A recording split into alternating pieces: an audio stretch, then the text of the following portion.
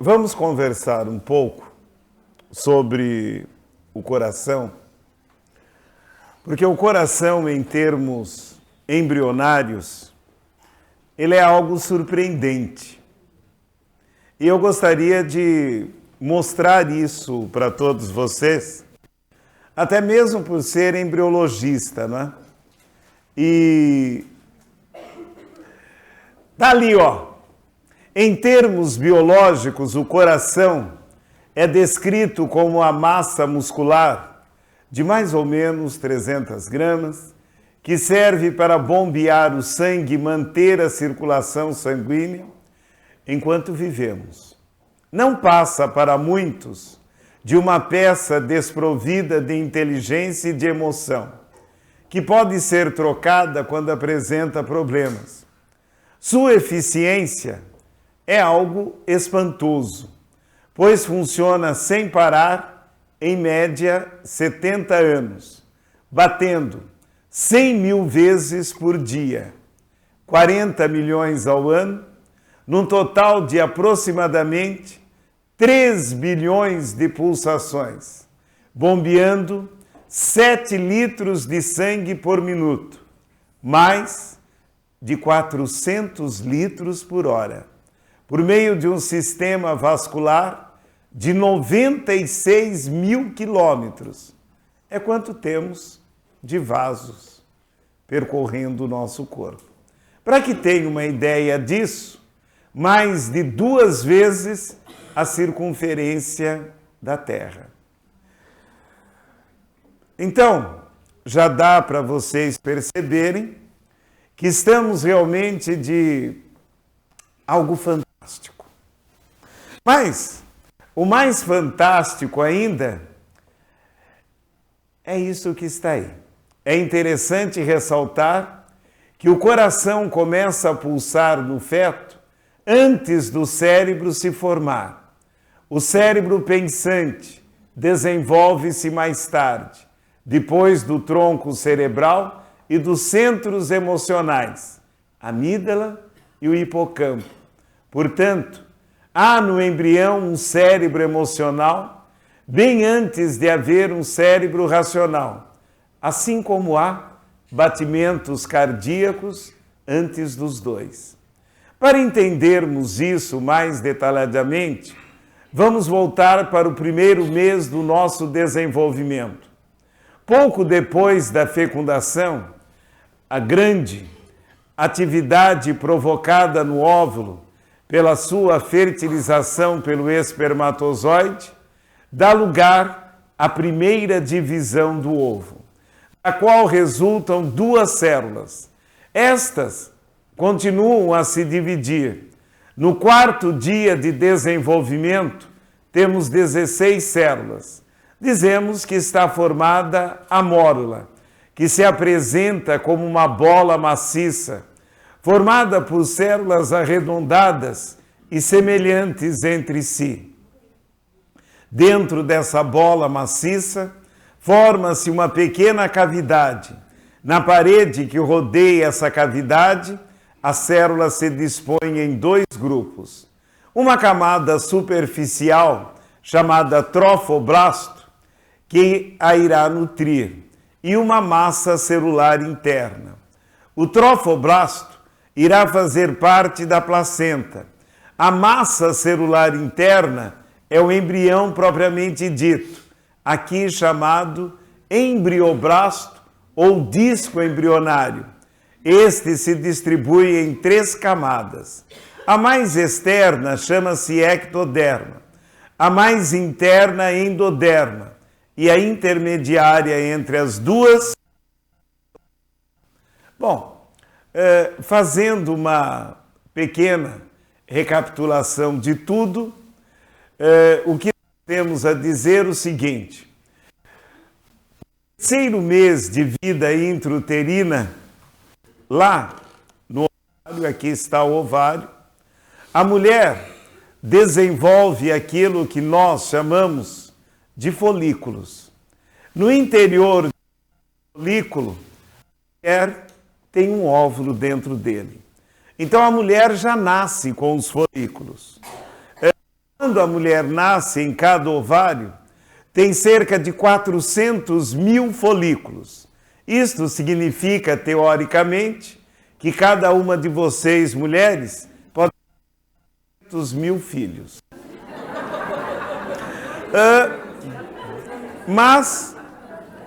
Mas, no decorrer da vida de vocês, a maior parte desses folículos, eles se degeneram. Eles sofrem um processo que nós chamamos de atresia. Então, para que vocês tenham uma ideia, vamos supor que a primeira menstruação ocorreu aos 12 anos de idade. E vamos colocar que a última ocorreu aos 52. Então, isto dá para a mulher cerca de 40 anos de vida fértil. Como a cada mês, pelo menos um desses folículos ele se desenvolve até se transformar em um folículo maturo, isto significa que mais ou menos vocês ficarão menstruadas cerca de 450 vezes a 500 vezes. Se vocês não ficaram menstruadas, é porque o óvulo ele foi liberado, então o folículo liberou o óvulo, esse óvulo é captado por estas expansões da tuba uterina que nós chamamos de fímbrias, passa a ser incorporado na tuba uterina, nesta região que nós chamamos de região distal da tuba uterina, é que ocorre a fecundação. Os primeiros 4 dias de desenvolvimento, 4 ou 5 dias, ocorre aqui na tuba uterina, até a formação dessa massa compacta que nós chamamos de mórula. Aí, a mórula cai na cavidade uterina e se transforma naquilo que nós chamamos de blastocisto. Aí, este blastocisto, ele vai se implantar ou nas paredes laterais do útero, ou então aqui no fundo do útero, e vai ficar por aí por 40 semanas até nascermos. Então, vejam vocês, quando nós temos esse estágio aqui, olha, esse estágio depois, ele passa para um estágio que nós chamamos de gástrula. Aí aparecem os 3 folhetos embrionários. A partir desses 3 folhetos embrionários é que se desenvolve todos os nossos órgãos, até mesmo o coração. Então, do folheto mais externo, que nós chamamos de ectoderma, se origina a pele e se origina o nosso sistema nervoso. Do folheto interno, endoderma, ele dá origem ao respiratório e ao digestório. E o mesoderma vai formar todos os vasos e até mesmo o coração. E vai formar toda a musculatura também. Vai formar o tecido conjuntivo, vai formar o tecido cartilaginoso, vai formar o tecido ósseo. Todos eles são derivados do folheto intermediário, que é o mesoderma. Portanto, quando olhamos para cada um de nós e nós achamos que nós somos perfeitos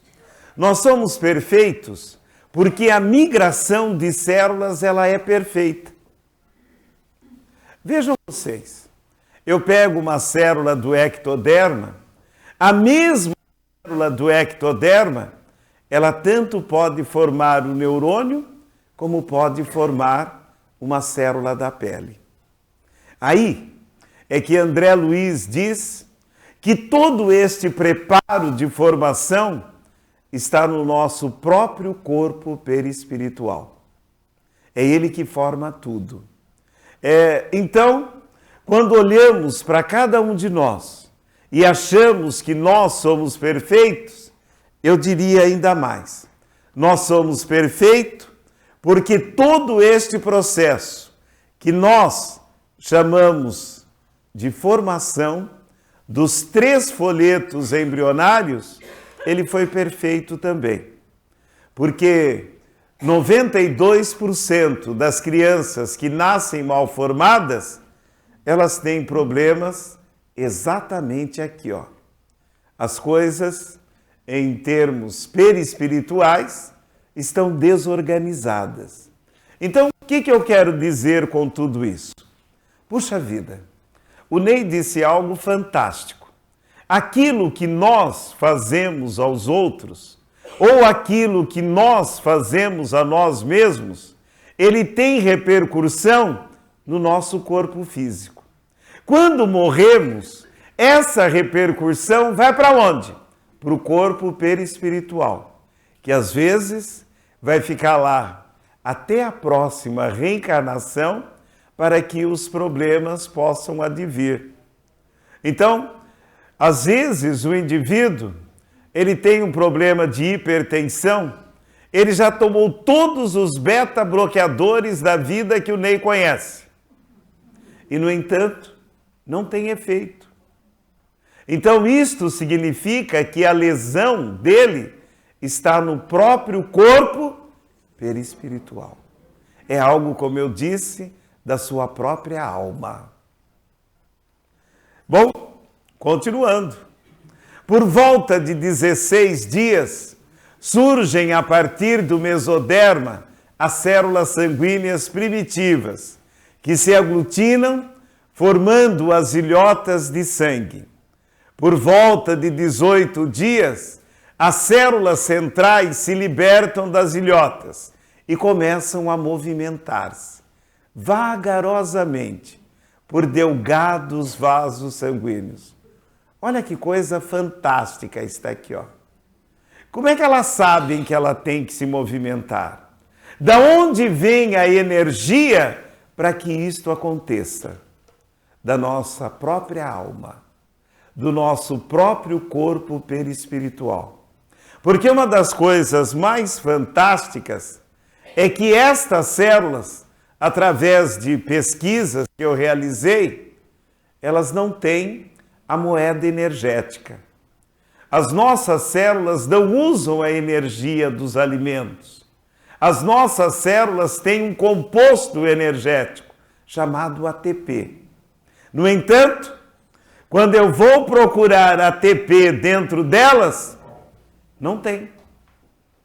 Então significa que nesta migração, cada uma das nossas células tem energia própria. E esta energia, ela emana do nosso próprio corpo perispiritual. Então, isto que é fantástico. Esta parte da embriologia é fascinante. Aí o Ney falou do endotélio. Incrível. As mesmas células que saem dessas ilhotas que eu referi aqui, elas já sabem quais delas vão ficar no centro para dar origem às hemácias e quais delas vão ficar na periferia para formar a parede dos vasos sanguíneos. No entanto, quando eu pego um grupamento de células, elas são todas iguais. Então, como é que elas sabem? Elas têm uma inteligência própria. Essa inteligência própria é que vem da nossa própria alma. Então, aquelas que ficam aqui, ó, localizadas centralmente, formarão os elementos do sangue. E aquelas que ficam na periferia formarão a parede dos nossos vasos sanguíneos. Muito bem, continuando. Aos 20 dias, esse vaso se funde até formar um primitivo, constituído por um tubo que, após várias transformações, chega a formar o coração humano. E, por fim, ao contrair-se e dilatar-se, força o sangue muscular, por volta de 21 dias de desenvolvimento embrionário. Isto é mais surpreendente quando constatamos que o coração tem o seu sistema nervoso independente. O cérebro do coração é composto de neurônios que enviam ao cérebro. Gente, quando chegamos com 20 dias de desenvolvimento embrionário, o milagre ocorre. Células do ectoderma começam a migrar para o coração. Aqui não dá para ver direito, esse daqui é um trabalho publicado por nós, é uma tese de doutorado do Miguel. O Miguel estudou como é que se formava o sistema nervoso do coração, marca-passo. E a orientação foi minha. Então nós vemos que células do ectoderma, elas migram e vão parar todas no coração. Essas células do ectoderma que migram para o coração vão formar o seu próprio sistema nervoso. Só que com 20 dias de desenvolvimento, eu não tenho o sistema nervoso aqui da cabeça. Mas o coração, ele tem o seu próprio sistema nervoso. Isso é que faz o coração bater de 76 a 82 vezes por minuto. Então o coração, ele tem o seu próprio sistema nervoso.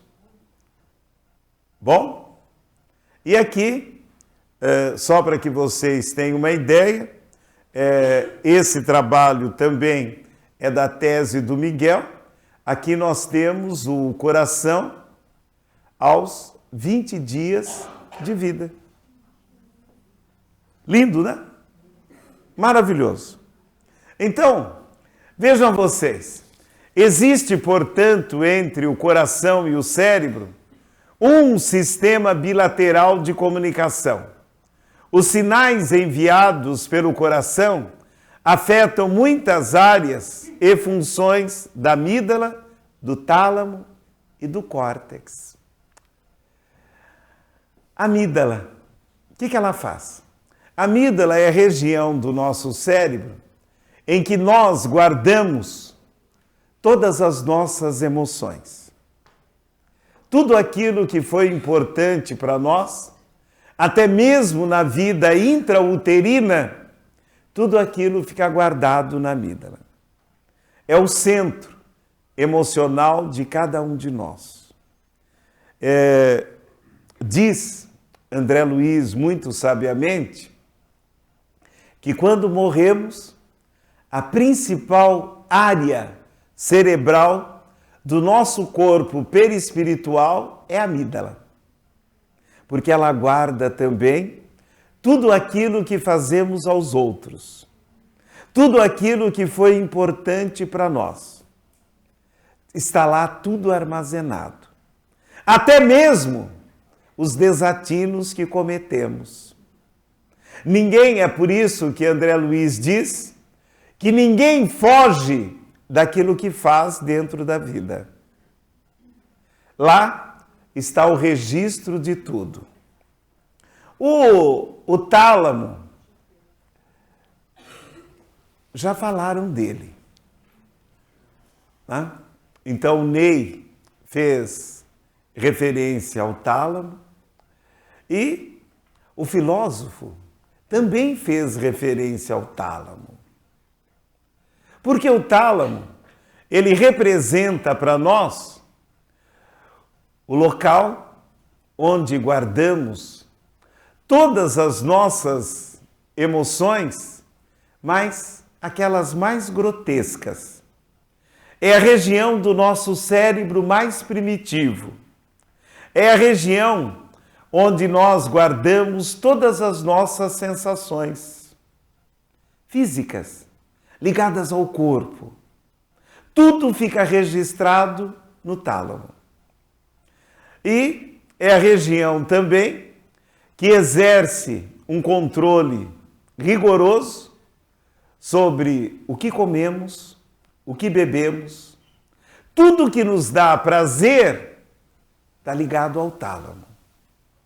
Até mesmo as sensações sexuais, fica tudo ligado ao tálamo. E o córtex? O córtex é a região do bom senso. Esta região aqui, ó. É a região do bom senso, do equilíbrio.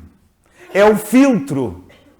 Quando nós temos algo que precisamos refletir sobre ele, toda essa reflexão, ela passa pelo córtex. E aí, o resultado dessa reflexão é que armazenamos na amígdala. O interessante é o seguinte: em termos embrionários, nós vemos algo surpreendente. Quando nós temos problemas no desenvolvimento embrionário do coração, coarctação da aorta, bom, o Ney me proibiu de falar em detalhes, ele não quer. Tetralogia de Fallot, que são problemas relacionados com a embriologia do coração, todas as vezes que nós temos problemas embrionários com o coração, interessante. A amígdala, o tálamo e o córtex são também afetados. Então, todas as malformações do coração afetam essas três áreas. Então, eu diria para vocês o seguinte: por que o coração é o centro do amor, das nossas emoções? Ele é o centro do amor e das nossas emoções exatamente porque o sistema nervoso do coração interfere nessas três áreas. É por isso. É por isso que ele é o símbolo do amor. E é por isso que todas as vezes que praticamos algo em benefício de alguém, o nosso coração agradece. E ele agradece porque ao influenciar essas três áreas, ela nos dá uma resposta produzindo os neurotransmissores, que eu digo que é o elixir da felicidade. Dopamina, endorfinas, tudo isso, essas três áreas começam a produzir. É por isso que alguém já disse que fazer o bem faz bem. E o interessante é também o seguinte, né? Na medida em que nós tratamos as pessoas, principalmente aquelas que vivem e convivem conosco, nós também podemos afetar o nosso coração. O Ney disse isso reiteradas vezes. Então, à medida em que afetamos o nosso coração, a resposta sobre essas três áreas do sistema nervoso é negativa. Aí, todos os neurotransmissores que nos causam problemas, o nosso cérebro começa a produzir. Então, às vezes, eu, por exemplo, eu vi um casamento, ele se deteriorar depois de 35 anos. Isto porque o senhor, ele encontrou alguém que, aliás, é mais nova do que a última filha do casal. Mas ele se interessou pela moça e quis acabar com um relacionamento de 35 anos. O interessante foi o seguinte, é que depois disso, a senhora ganhou um problema cardiovascular severo e ele também. Excesso de felicidade faz mal.